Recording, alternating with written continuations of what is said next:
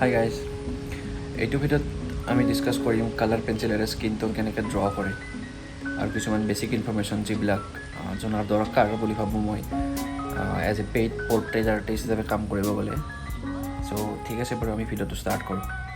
ভিডিঅ'টো ষ্টাৰ্ট কৰাৰ আগতে দুদিনমান আগতে মোৰ এটা পাৰ্চেল আহিছে, তো সেইটো আনবক্সিং কৰি লওঁ।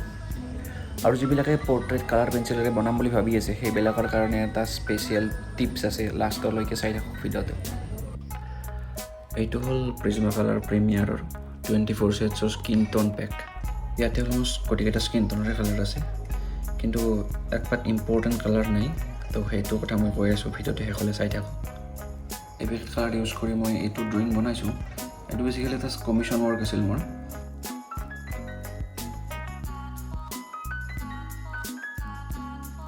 আৰু ফিমেল পৰ্ট্ৰেইটৰ কাৰণে এই তিনিটা কালাৰ বেছিকৈ ইউজ হয়। ঠিক আছে বাৰু, মই দেখাই আছোঁ অলপ কেনেকৈ মই স্কিন টোন ড্ৰ কৰোঁ।